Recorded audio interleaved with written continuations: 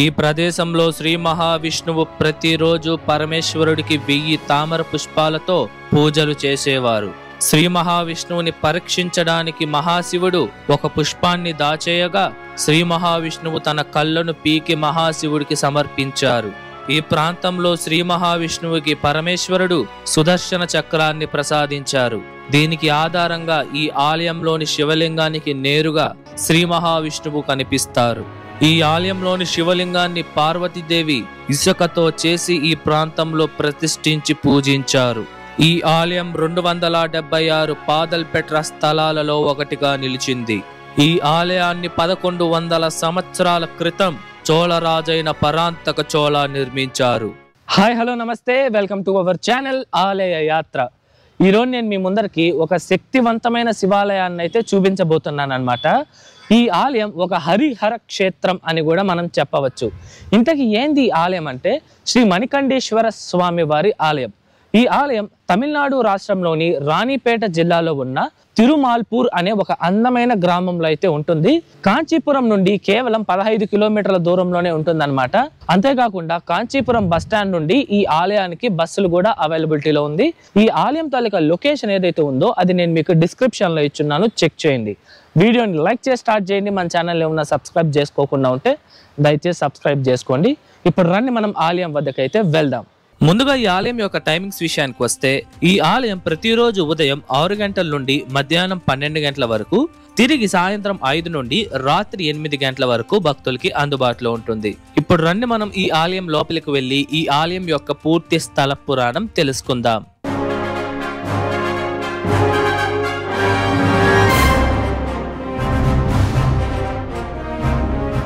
పూర్వం శ్రీ మహావిష్ణువు వారు దతీచి అనే మహర్షితో యుద్ధం చేశారు. ఆ యుద్ధం సమయంలో స్వామివారు ఆ మహర్షిపై సుదర్శన చక్రాన్ని ఉపయోగించారు.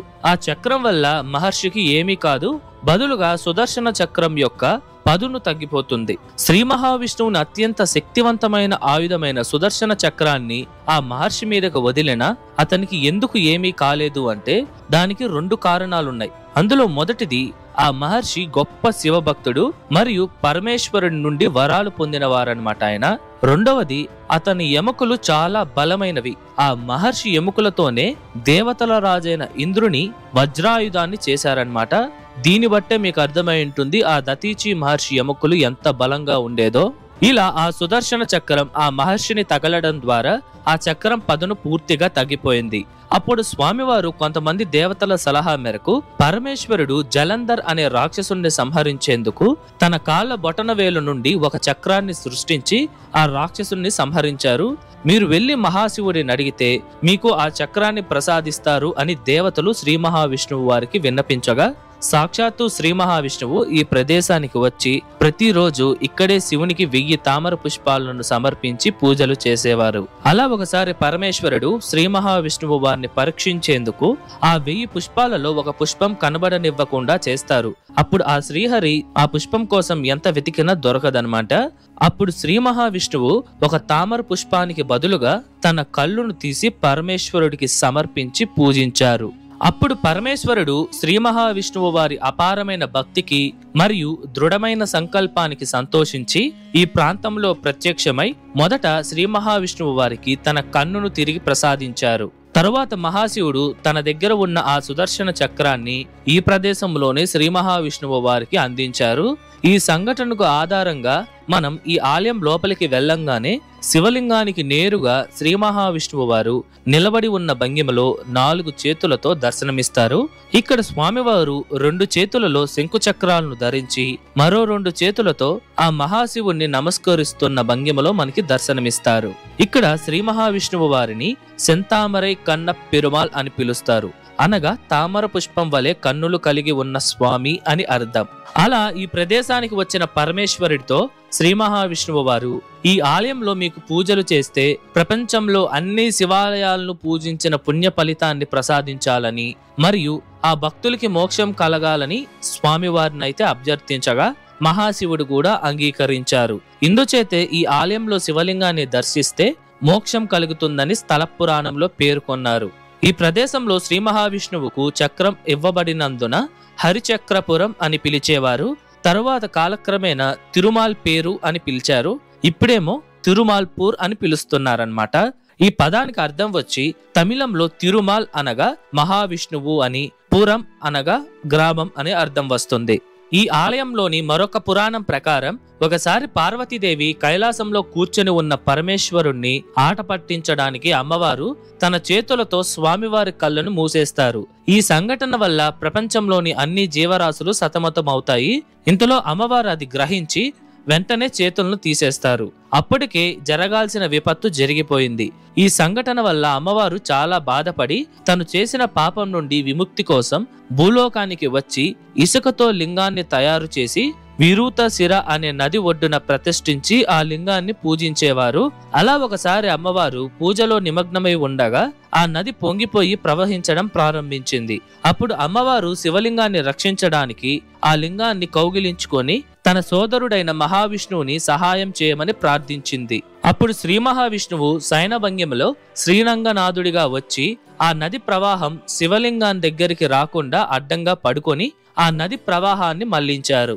ఈ సంఘటనకి ఆధారంగా ఇక్కడ నుండి 8.5 కిలోమీటర్ల దూరంలో తిరుపార్కడల్ అనే మహావిష్ణువు ఆలయం కూడా ఉంది. ఈ ఆలయంలో స్వామివారు శివలింగం రూపంలో మణికంఠీశ్వరర్ మరియు శ్రీ మాల్వనంగీశ్వరర్ అనే పేర్లతో పూజలు అందుకుంటున్నారు. ఈ మాల్వనంగీశ్వరర్ అనే పేరుకు అర్థం వచ్చి తమిళంలో మాల్ అంటే మహావిష్ణువు మరియు వనంగు అంటే ఆరాధన అని అర్థం. పూర్తిగా చెప్పాలంటే మహావిష్ణువుచే ఆరాధింపబడిన శివలింగం అని అర్థం. ఈ శివలింగాన్ని ఇసుకతో చేయడం వలన మానవ మాతృలు ఆఖరిగా పూజారులు కూడా ఈ లింగాన్ని ముట్టుకోరు. ఇందుచేతే ఈ లింగాన్ని తీండ తిరుమేని అని పిలుస్తారు. ఈ శివలింగం ఎల్లప్పుడూ ఒక కవచంతో కప్పబడి ఉంటుందన్నమాట. ఈ ఆలయంలో అమ్మవారికి ప్రత్యేకంగా మందిరం కూడా ఉంది. అమ్మవారిని శ్రీ అంచనాచి అమ్మన్ మరియు కరుణనాయగి అని పిలుస్తారు. అమ్మవారు నిలబడి ఉన్న భంగిమలో 4 చేతులతో గంభీరంగా భక్తులకి దర్శనమిస్తారు. ఈ మందిరం కూడా చాలా అద్భుతంగా మరియు కొంచెం పెద్దదిగా కూడా ఉంటుందన్నమాట. ఇప్పుడు మీరు చూస్తోంది అమ్మవారి మందిర విమానం. ఎంత బాగుందో కదా. ఈ విమానంలో మనం అద్భుతమైన శిల్పాలను అయితే చూడవచ్చు. ఇక్కడ మనకి అర్ధనారీశ్వర విగ్రహాన్ని కూడా మనం చూడవచ్చు అన్నమాట. ఈ ఆలయంలోని మణికంఠేశ్వర స్వామి వారిని 63 మంది శైవ నాయనార్లలో ఇద్దరైన తిరుజ్ఞాన సంబంధర్ మరియు అప్పర్ కీర్తించడం ద్వారా ఈ ఆలయం 63 మంది నాయనార్లచే ప్రతిపాదించి వాళ్ళ తెవ్వారంలో లిఖించబడిన 276 పాదల్పెట్ర స్థలాలలో ఈ ఆలయం కూడా ఒకటిగా నిలిచింది. ఇదివరకే మన ఛానల్లో దాదాపు 19 పాదల్పెట్ర శివాలయాలను అయితే దర్శించాము. ఆ వీడియోస్ ఎవరైనా చూడకపోయింటే మన ఛానల్ ప్లేలిస్ట్కి వెళ్తే 276 పాదల్పెట్ర స్థలం టెంపుల్స్ అని ఉంటుంది, చెక్ చేయండి. ఈ ఆలయానికి ఒక అద్భుతమైన తీర్థం కూడా ఉందండి. ఈ తీర్థాన్ని చక్ర తీర్థం అని పిలుస్తారు.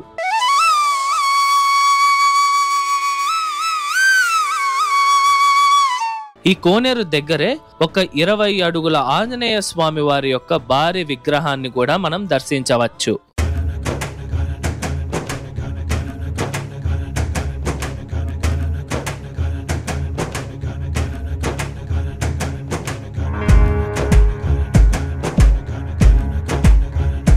ఇప్పుడు మనం ఈ ఆలయం యొక్క పూర్తి నిర్మాణ చరిత్రను తెలుసుకుందాం. ఈ ఆలయాన్ని 9వ శతాబ్దం అనగా దాదాపు 1100 సంవత్సరాల క్రితం చోళరాజైన పరాంతక చోళ నిర్మించారు. కానీ చాలా ఆధారాల ప్రకారం ఈ ఆలయం దాదాపు 1400 సంవత్సరాల పురాతనమైనదని చారిత్రకారులు చెప్తున్నారు. ఈ ఆలయం మొదట్లోనే 5 అంతస్తుల గంభీరమైన రాజగోపురం మనకి దర్శనమిస్తుంది. ఈ గోపురంపై చోళకాలం నాటి అద్భుతమైన శిల్పాలను మనం చూడవచ్చు. ఈ శిల్పాలన్నీ సున్నంతో చేయబడిందండి. ఈ ఆలయం లోపలికి రాగానే పొడవాటి ధ్వజస్తంభం, బలిపీఠం మరియు చాలా అద్భుతమైన నంది మండపాన్ని అయితే మనం చూడవచ్చు. ఈ నంది మండపం చాలా పెద్దదిగా ఉందండి. మనం లోపల ప్రాకారానికి వెళ్తే మొదట ముఖమండపం, అర్ధమండపం మరియు స్వామివారి గర్భాలయం అయితే వస్తుంది. ఈ ముఖమండపంలో ఎన్నో రాతి స్తంభాలను మనం చూడవచ్చు. ఈ ప్రాంగణంలోనే కూర్చుని ఉన్న భంగిమలో ఇరువైపులా ఏనుగులతో దర్శనమిచ్చే గజలక్ష్మి అమ్మవారు కనిపిస్తారు. ఇలాంటి అమ్మవారి విగ్రహం చాలా అరుదుగా ఉంటుంది. పక్కనే వల్లీ దేవసేన సమేతంగా సుబ్రహ్మణ్య స్వామి వారు నిలబడుకుని ఉన్న భంగిమలో దర్శనమిస్తున్నారు. అలాగే స్వామివారి మందిరం చుట్టూ ఉన్న గోష్టంలో మొదట విఘ్ననాథుడైన విఘ్నేశ్వరుడు దర్శనమివ్వగా పక్కనే శివుని మరొక రూపమైన దక్షిణామూర్తి స్వామివారు ఉంటారు. ఈ దక్షిణామూర్తి స్వామివారి విగ్రహం చూడడానికి ఎంతో అద్భుతంగా మరియు కళాంశంగా ఉంది. 4 చేతులతో ఉండి అందులో 2 చేతులతో శంకు చక్రాల్ని ధరించి ఉన్న శ్రీ మహావిష్ణువు వారు దర్శనమిస్తున్నారు. అలాగే నిలబడి ఉన్న భంగిమలో బ్రహ్మదేవుడు, పక్కనే 8 చేతులతో నిలబడి ఉన్న భంగిమలో చాలా ఉగ్ర రూపంలో శక్తివంతమైన దుర్గాదేవి అమ్మవారు కనిపిస్తున్నారు. ఇప్పుడు మీరు చూసిన ఈ విగ్రహాలన్నీ దాదాపు 1300 సంవత్సరాల క్రితం నాటిదండి. ఇలా ఈ బ్రహ్మాండమైన ఈ ఆలయాన్ని చోళరాజుల తర్వాత విజయనగర రాజులు చాలా అభివృద్ధి చేశారు. ఈ ఆలయంలో శివరాత్రి చాలా అద్భుతంగా జరుపుతారండి. అలాగే ప్రతి సంవత్సరం ఫిబ్రవరి, మార్చి నెలల్లో 10 రోజుల పాటు బ్రహ్మోత్సవం అంగరంగ వైభవంగా జరుగుతుంది. ఈ ఆలయంలోని మరొక ప్రత్యేకత ఏమిటంటే ఈ ఆలయంలో శ్రీ మహావిష్ణువు వారు ఉన్నందువలన ఆ 10 రోజుల బ్రహ్మోత్సవాలలో ఒక రోజు స్వామివారికి గరుడ సేవ అయితే జరుగుతుంది. ఇలా ఒక శివాలయంలో గరుడ సేవ జరగడం చాలా చాలా అరుదన్నమాట. అది ఈ ఆలయంలో ఉండడం ఈ ఆలయం యొక్క ప్రత్యేకత.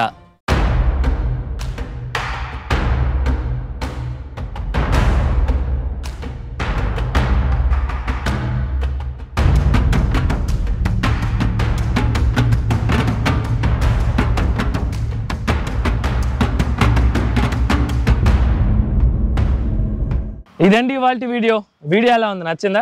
ఐ హోప్ ఈ ఆలయం తాలూకా పూర్తి చరిత్ర మీకు అర్థమయ్యేలా నేను చెప్పాను అనుకుంటున్నాను. మీకు ఎటువంటి డౌట్స్ ఉన్నా సరే కమెంట్స్లో తెలియజేయండి, నేను మీకు పక్కా రిప్లై ఇస్తాను. అలాగే ఈ వీడియోకి ముందు మన ఛానల్లో 276 పాదలపెట్ర స్థలాలలో 2 తిరువాలీశ్వరర్ ఆలయం మరియు మాసిలామణీశ్వరర్ స్వామి వారి ఆలయంతో పాటు కాంచీపురం సమీపంలో ఉన్న దామల్ అనే ప్రదేశంలోని వరాహీశ్వరర్ స్వామి వారి ఆలయాన్ని కూడా మనం దర్శించాము. ఈ వీడియోస్ ఎవరన్నా చూడకపోయింటే వాటి లింక్స్ డిస్క్రిప్షన్లో ఇచ్చాను, చెక్ చేయండి. ఈ వీడియో ఎలా ఉంది, నచ్చిందా? నచ్చితే లైక్ చేయండి, మీ ఫ్రెండ్స్ అండ్ ఫ్యామిలీస్కి షేర్ చేయండి, అండ్ దయచేసి మన ఛానల్ని సబ్స్క్రైబ్ చేసుకోండి. ఓకేనా? మరొక అద్భుతమైన ఆలయం వీడియోతో మీ ముందరకు వస్తా. అంతవరకు మీ శివవరప్రసాద్ సైనింగ్ ఆఫ్.